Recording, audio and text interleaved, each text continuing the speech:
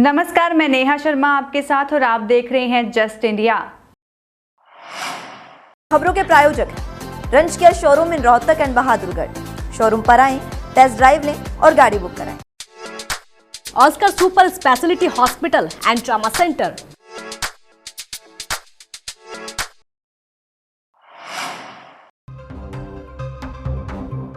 हरियाणा के अंबाला से इस वक्त की दिल दिला देने वाली खबर सामने आ रही है।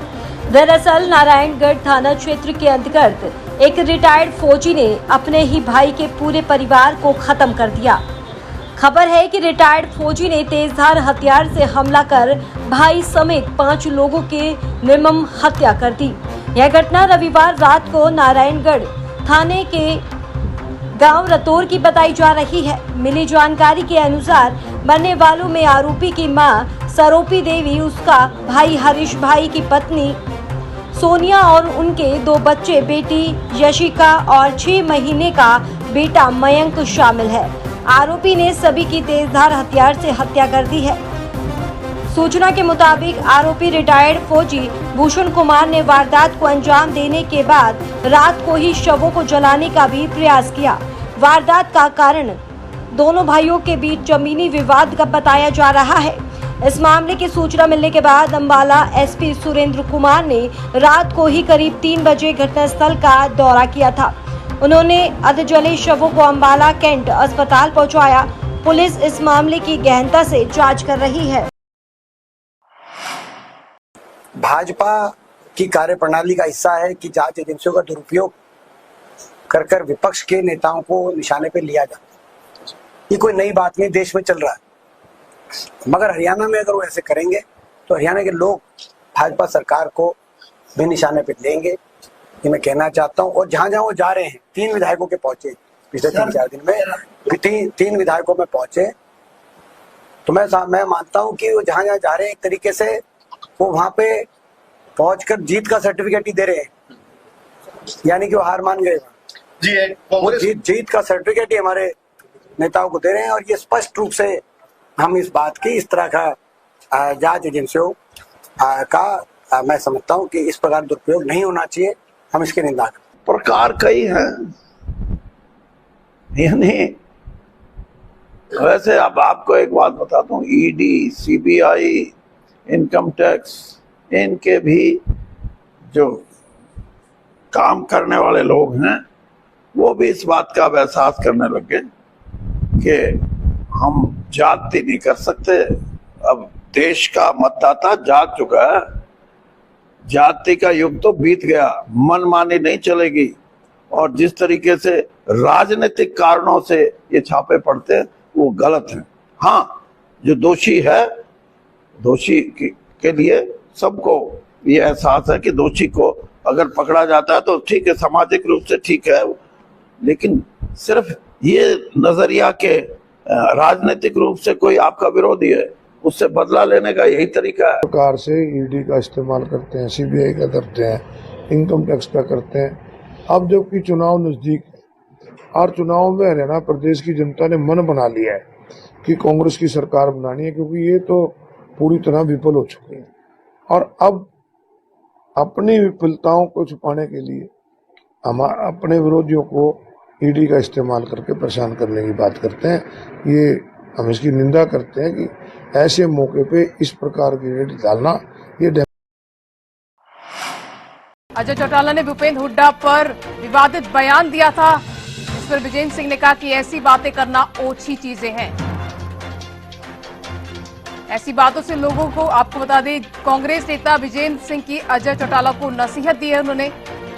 उन्होंने कहा कि ऐसी हल्की बातें किसी नेता को नहीं करनी चाहिए। देखो, ऐसी हल्की बात किसी नेता को नहीं करनी चाहिए। वैसे मैंने सुना नहीं है बयान उनका, लेकिन इस तरह की बात कभी किसी को दूसरे नेता के लिए नहीं करनी चाहिए। ये अच्छी चीजें हैं, ये कोई लोगों में अच्छा संदेश नहीं जाता, इसका तो गुरेज करना चाहिए इस तरह की बात। देखो, ऐसी हल्की बात किसी नेता को नहीं करनी चाहिए। वैसे मैंने सुना नहीं है बयान उनका, लेकिन इस तरह की बात कभी किसी को दूसरे नेता के लिए नहीं करनी चाहिए। अच्छी चीजें हैं, ये कोई लोगों में अच्छा संदेश नहीं जाता है। रोहतक में वन विभाग द्वारा जिला स्तरीय वन महोत्सव समारोह का आयोजन किया गया।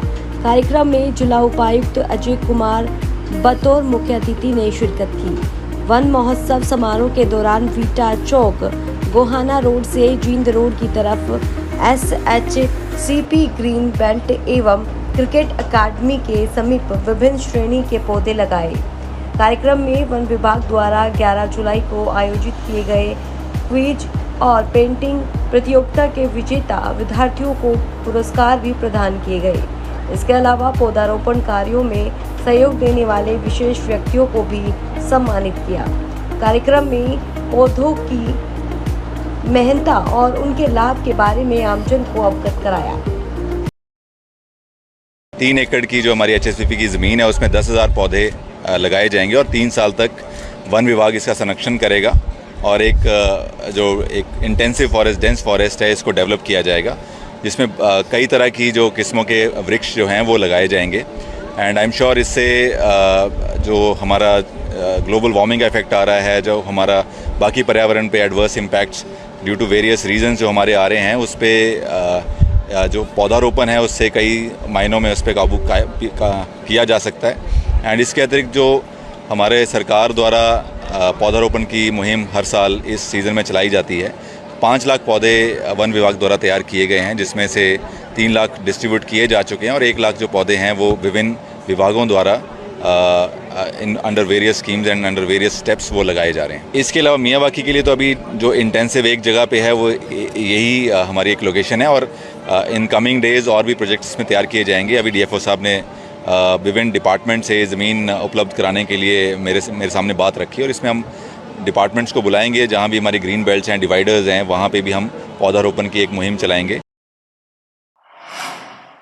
श्री हरिहर धाम ट्रस्ट द्वारा गुरु पूर्णिमा के अवसर पर जय मां गायत्री यज्ञशाला रुपैया चौक झज्जर बाईपास में गायत्री परिवार के सदस्यों और पर्यावरण संरक्षण गतिविधि द्वारा गुरु महाराज को याद करते हुए नमन करते हुए हवन किया गया और सभी के मंगल की कामना की।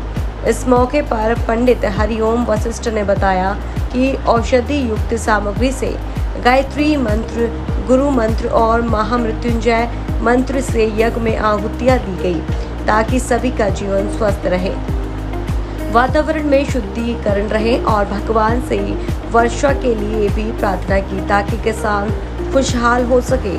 तत्पश्चात सभी को प्रसाद वितरण किया गया और इसके बाद जगबीर भारद्वाज बुटाना रोप कीपिंग संगठन के सदस्यों द्वारा गुरु पूर्णिमा के अवसर पर पौधारोपण किया। गुरु पूर्णिमा के अवसर पर सभी भक्तों ने गुरुदेव का आशीर्वाद हवन के माध्यम से प्राप्त हुआ। सबसे पहले सभी साथियों को श्रावण मास की गुरु पूर्णिमा का सभी को नमस्कार, वंदन। आज इस शुभ अवसर पर हमें भी यहाँ मौका मिला यज्ञ हवन करके और अभी पौधारोपण कर रहे हैं और मैं तो आह्वान करूँगा सभी साथियों को, सभी देशवासियों को कि आज अगर किसी चीज़ की सबसे ज़्यादा ज़रूरत है तो वो पेड़ लगाने की। मध्य प्रदेश के रीवा जिले से दिल दहला देने वाला मामला सामने आया है। यहाँ दबंगों ने 2 महिलाओं को जमीन में जिंदा दफनाने की कोशिश की। अगर जरा सी देर हो जाती तो दोनों महिलाओं को कुछ भी हो सकता था। एक महिला तो नाक तक मुरम में दब ही गई थी और यह मामला सामने आने के बाद पूरे प्रदेश में हड़कंप मच गया। इसके बाद पुलिस ने 3 आरोपियों के खिलाफ मामला दर्ज कर लिया है।